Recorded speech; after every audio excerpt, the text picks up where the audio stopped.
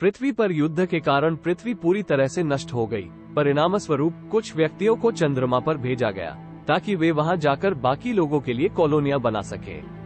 जब ये सब काम पूरा हो गया तो इसके बाद इंसान धरती छोड़कर चांद पर रहने के लिए चले गए। लेकिन चंद्रमा पर रहना इतना आसान नहीं था, क्योंकि वहां उल्का तूफान आया था, तो इसीलिए उन्हें ये सारे फैसले बदलने पड़े। जिसके बाद इंसानों ने चांद पर खुदाई करना शुरू कर दिया ताकि वे चांद पर रहने के आसान तरीके ढूंढ सके। खुदाई के लिए बहुत से लोगों को रखा जाता था जिन्हें खनिक कहा जाता था। ये सिद्धांत भी बनाया गया कि ये खनिक चंद्रमा पर अपने परिवार के साथ रहेंगे। अब हमें खनिकों के बच्चे दिखाए गए हैं जो इसी जगह यानी चंद्रमा पर पैदा हुए थे।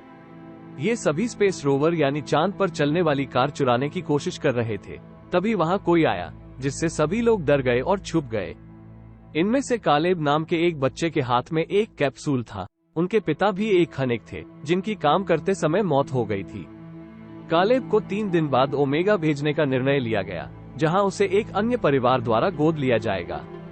चंद्रमा से ओमेगा तक जाने में लगभग 75 वर्ष लगते हैं।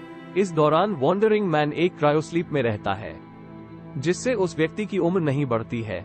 जब वो चंद्रमा से ओमेगा तक पहुंचता है तो वो उसी उम्र का होता है। कालेब को पता था कि ओमेगा जाने में उसे 75 साल लगेंगे, लेकिन कालेब यहाँ से जाना नहीं चाहता था। वो जानता था कि वो अपने दोस्तों से दोबारा नहीं मिल पाएगा। एक महिला ने उसे बताया कि अगले दिन उल्का तूफान शुरू होने वाला है, इसके बाद आपको ओमेगा के लिए निकलना होगा। कालेब को अपने पिता की बहुत याद आ रही थी। उसे याद है कि कैसे वो बहुत ऊंचाई पर जाता था और अपने पिता के साथ यहाँ नीचे बैठता था। उसे याद है कि उसके पिता ने उसे बताया था कि चांद पर एक खतरनाक चीज आ गई है, जिससे वहाँ एक गड्ढा बन गया है। आपको एक बार उस जगह पर जरूर जाना चाहिए। लेकिन किसी भी इंसान को चांद के पार जाने की इजाजत नहीं थी। और जो कैप्सूल हमने कालेब के हाथ में देखा, उसे एक गार्ड ने उसे दिया जो उसे अपने पिता की राख से मिला था। अब जब कालेब बैठा हुआ ये सब सोच रहा था तो उसके 3 दोस्त उसके पास आए। वे उसके जाने से बहुत दुखी थे। उनमें से एक, जिसका नाम डायलन है, उन्होंने कालेब के पिता की अंतिम इच्छा का पता लगाया, जिसे क्रेटर में जाना था। डायलन कहते हैं, आपके जाने से पहले हम उस गड्ढे को क्यों नहीं देखते? इस तरह तुम्हारे पिताजी की आखिरी इच्छा भी पूरी हो जाएगी। लेकिन ये सब इतना आसान नहीं था। उन्हें वहां जाने के लिए जिन चीजों की जरूरत होती है, वे वो चीजें इकट्ठा कर लेते हैं। अब उन्हें यहाँ से निकलने के लिए एक कोट की जरूरत थी। डायलन ने उसे बताया कि यहाँ एक लड़की है जिसका नाम एडिसन है। एडिसन कुछ दिन पहले ही धरती से चांद पर शिफ्ट हुए थे। उसका कोई दोस्त नहीं था, वो एक वैज्ञानिक की बेटी थी। तो डायलन कहता है, कौन जानता है कि वो कोड के बारे में जानती है या नहीं। जब वो एडिसन से बात करने जाता है तो वो उससे बात नहीं करती और वहाँ से चली जाती है। ये देखकर डायलन उसका पीछा करता है और उसे अब सब कुछ बताता है। वो कहता है कि मैं शुरू से ही तुमसे दोस्ती करना चाहता था। अगर लोग आपको अजीब समझे तो क्या होगा? एडिसन सारी बात सुनता है और कहता है, ठीक है, मैं आप लोगों की मदद करने के लिए तैयार हूँ, लेकिन आपके मिशन में मैं भी आपके साथ चलूंगा। डायलन उसकी बात सुनता है और उसे अपने साथ ले जाने के लिए तैयार हो जाता है। सभी बच्चे रोवर अंतरिक्ष में पहुंच गए हैं। वे सभी इसे चुरा रहे थे। कालेब सबसे पहले अपने अलार्म का तार खींचता है ताकि उसका अलार्म बंद न हो जाए। फिर वो कोड डालता है जो एडिसन ने उन्हें बताया था, जिससे दरवाजा खुल गया। वे सभी अब जाने के लिए तैयार थे। रोवर को चलाने की जिम्मेदारी डायलन पर थी, क्योंकि वो उन सभी से ड्राइविंग जानता था। वे सभी वहां से चले जाते हैं। उन्होंने पहली बार चांद देखा था। सभी बहुत खुश थे, लेकिन उल्का तूफान से पहले इन लोगों को वापस आना पड़ा, क्योंकि जब उल्कापात होता था तो बेस को लॉक कर दिया जाता था। सफर के दौरान हर कोई अपने बारे में बात करने लगता है। कालेब का कहना है कि मेरे पिता ने मुझे बताया था लोगों को चांद पर कैसे भेजा गया और फिर उनका खुदाई किया गया। लेकिन चांद पर रहकर खुदाई करने का काम कोई भी इंसान नहीं कर पाता है। जैसे अगर उस व्यक्ति की काम के दौरान मृत्यु हो जाती है तो उसके बेटे या उसके परिवार के किसी सदस्य को वो काम पूरा करना होगा। इसके लिए एकमात्र शर्त यह है कि उस व्यक्ति के बेटे की उम्र 18 साल होनी चाहिए। अगर वो इससे छोटा है तो उसे दूसरे परिवार द्वारा गोद ले लिया जाएगा जो ओमेगा ग्रह पर रहते होंगे। जिन लोगों ने चंद्रमा पर भेजा था वे ओमेगा पर जाकर सुखपूर्वक अपना जीवन व्यतीत करने लगे। एडिसन कहते हैं, तो ऐसा कौन सा खुदाई कार्य दिया गया जो केवल 20 वर्षों के लिए किया जाना था? एडिसन एक वैज्ञानिक की बेटी थी, इसलिए उसे असल बात का पता नहीं था। इधर डायलन ने उसे सब कुछ समझाया कि यदि खुदाई करने वाले व्यक्ति की मृत्यु हो जाती है तो उसके बेटे को बाकी वर्षों को पूरा करना होगा। ये सुनकर एडिसन थोड़ा आश्चर्यचकित हुआ। अब बाकी रास्ता उन्हें पैदल ही तय करना था। हर कोई अपना अपना स्पेस सूट पहनता है। इन सभी में एडिसन का सूट थोड़ा अलग था। जैसे तैसे वे बाहर आए, जहां गुरुत्वाकर्षण बल की कमी के कारण सभी लोग काफी ऊंची छलांग लगा रहे थे। हर कोई यहीं खेलना शुरू कर देता है। जब एडिसन की नजर ग्रह पर पड़ती है तो वो थोड़ा उदास हो जाती है और धरती पर अपने बीते पलों को याद करने लगती है। जब एडिसन वापस आती है तो देखती है कि कालेब, डायलन और सभी लोग ऑक्सीजन गैस कंटेनर की मदद से अंतरिक्ष में ऊपर जा रहे थे। उन्होंने रोवर के साथ खुद को रस्सी से बांध लिया था ताकि वे अंतरिक्ष में ज्यादा दूर तक न जा सके। ये देखकर एडिसन कहता है कि यह खतरनाक हो सकता है, ऐसा मत करो, लेकिन कोई उसकी एक नहीं सुनता। जब कालेब का एक छोटा सा दोस्त ये सब करने लगता है, तभी झटके से उसकी रस्सी टूट गई। इससे वो अंतरिक्ष में बहुत दूर तक चला गया।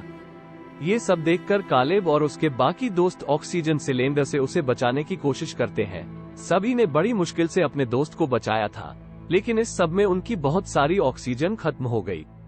उनके पास इतनी ऑक्सीजन नहीं थी कि वे क्रेटर तक पहुंच पाते। हर कोई बुरी तरह फंस गया था। तभी कालेब को याद आया कि उसके एक दोस्त ने उससे कहा था कि यहाँ कहीं एक स्टेशन है, क्या पता वो वहाँ जाकर ऑक्सीजन ले सके। ये सुनकर कालेब का दोस्त कहता है कि मैं वहाँ नहीं जाऊंगा, क्योंकि मेरे भाई ने मुझसे कहा था कि वहाँ भूत रहते हैं। ये सुनकर डायलन उसका मजाक उड़ाने लगता है और इसी बात पर दोनों में झगड़ा होने लगता है। ये देखकर कालेब जोर से चिल्लाता है और कहता है कि जब तक साथ रहने का समय है तब तक लड़कर नष्ट करना चाहते हो। ये सुनकर दोनों फिर से दोस्त बन गए। खैर, वे उस स्टेशन पर पहुंचे जहां बहुत अंधेरा था। वहां उन्हें इंसानों की परछाई दिखाई देती है, जिससे हर कोई डरता था। जब वे लाइटें जलाते हैं तो उन्हें पता चलता है कि वे इंसान नहीं बल्कि कठपुतलियां हैं और ये कोई स्टेशन नहीं बल्कि एक ऐसे घर का नमूना था। अगर इंसान चांद पर रहते तो ऐसे घरों में रहते। उन्हें कुछ भोजन और ऑक्सीजन मिलता है। रात भी हो चुकी थी, इसलिए सभी ने रात बिताने का फैसला किया। डायलन ने एडिसन को अपने बारे में बताया कि मेरे पिता ने मुझे अकेला छोड़ दिया था। एडिसन अपने बारे में ये भी बताती है कि मेरी माँ और पापा का तलाक हो गया है। उसके बाद मेरी माँ मेरे भाई को लेकर ओमेगा प्लेनेट चली गई। बहुत अकेला महसूस हो रहा है। सब लोग सो रहे थे, लेकिन कालेब और एडिसन अभी भी जाग रहे थे। कालेब एडिसन से बात करना शुरू करता है। वो कहते हैं, मेरी माँ और पिताजी की मौत के बाद मेरे दोस्त डायलन ने मेरा साथ दिया। वो मेरे लिए सब कुछ है। मैं ओमेगा जाऊंगा, डायलन अकेला रह जाएगा। इसलिए मेरे जाने के बाद हमेशा उसके साथ रहना। मुझसे वादा करो एडिसन। उसने कालेब से भी वादा किया था। सुबह होते ही वे फिर से अपनी यात्रा शुरू कर देते हैं, लेकिन अब उनके रोवर की बैटरी खत्म हो चुकी थी। उनके पास ऑक्सीजन की भी कमी थी, इसलिए उन्हें उल्कापिंड तूफान से पहले क्रेटर तक पहुंचना था। वे सभी दुखी हो गए, इसलिए एडिसन ने एक सुरक्षा अलार्म लगाया तो उल्कापात से पहले गार्ड आकर उन्हें बचा लेते हैं। अब जल्दी से उस गड्ढे के पास पहुंचो जो बहुत बड़ा था। नीचे आने के बाद वे एक अजीब जगह पर पहुंचते हैं, जहां एडिसन को दीवार पर एक बटन दिखाई देता है। उसके दबाते ही सारा स्थान ऐसे बदल गया मानो लोग धरती पर हो। ये सब वास्तविक नहीं था, लेकिन फिर भी उन्हें हर चीज पसंद आती है। जैसे ही कालेब एक पत्थर हटाकर देखता है, वो अपनी माँ और पिताजी की राख और उसके नीचे उनकी तस्वीर देखता है। उस तस्वीर में कालेब ने पहली बार अपनी माँ को देखा था। अब उसे समझ में आया कि उसके पिता क्यों चाहते थे कि वो यहाँ आए। वो बहुत दुखी था। डायलन उससे कहता है कि तुम अपने जीवन का ये खूबसूरत मौका क्यों खो रहे हो। यहाँ खुदाई के 20 साल पूरे होने पर हर कोई ओमेगा जाना चाहता है और वे बहुत कम लोग हैं, इसीलिए तुम्हारे पिता ने प्राण त्याग दिए। यहाँ उसे पता चला कि उसके पिता ने जानबूझकर उसकी जान ले ली ताकि कालेब को ओमेगा भेजा जा सके, वो एक अच्छा जीवन जी सके, जिसके बारे में कालेब को छोड़कर बाकी सभी लोग जानते थे। डायलन का कहना है कि अपने पिता का उपहार लेने से इनकार न करें। उसने अपनी जान देकर तुम्हें यह उपहार दिया है। तभी बातचीत के दौरान एक दोस्त बीमार पड़ जाता है। वे सभी अब उसे ले जाने की कोशिश करते हैं और उनके रोवर तक पहुंचे, लेकिन तभी उल्का तूफान शुरू हो गया। हर कोई खुद को बचाने की कोशिश कर रहा था। एडिसन खुद को बचाते हुए उनसे अलग हो जाती है। जब कोई उसे नहीं देखता, कालेब और डायलन उसे बचाने के लिए जाते हैं। एडिसन के हेलमेट में दरार आ गई, जिससे वो बेहोश हो गई। कालेब और डायलन एडिसन को बचाते हैं और उसे वापस लाते हैं, लेकिन इसी बीच डायलन भी गिर जाता है, लेकिन कालेब ने उसे बचा लिया। सभी लोग रोवर के अंदर आ जाते हैं। जिनकी खिड़कियां भी तूफान की वजह से टूट गई, उनके पास थोड़ी सी ऑक्सीजन थी, इसलिए वे जीवित नहीं रह सके। सभी लोग एक ही रोवर में बैठते हैं और अपनी मौत का इंतजार करते हैं। सभी समझ गए कि अब वे जीवित नहीं बच पाएंगे, लेकिन वे खुश थे कि सभी एक साथ मरेंगे। इसके बाद सभी बेहोश हो जाते हैं। इस घटना के बाद की कहानी थोड़ी देर बाद दिखाई गई है। हमें कालेब दिखाया गया है जो ओमेगा तक पहुंच गया है। इसका मतलब ये है कि घटना 75 साल पहले की है। कालेब क्रायोस्लीप में था, लेकिन अब वो जाग गया है। चंद्रमा से ओमेगा तक यात्रा करने में इसे 75 वर्ष लगते हैं। इस दौरान भ्रमणशील मानव एक कक्ष क्रायोस्लीप में रहता है, जिससे व्यक्ति की उम्र नहीं बढ़ती है। जब वो चंद्रमा से ओमेगा तक पहुंचता है, उसकी उम्र भी लगभग इतनी ही है। वो अपने दोस्तों के बारे में जानना चाहता था।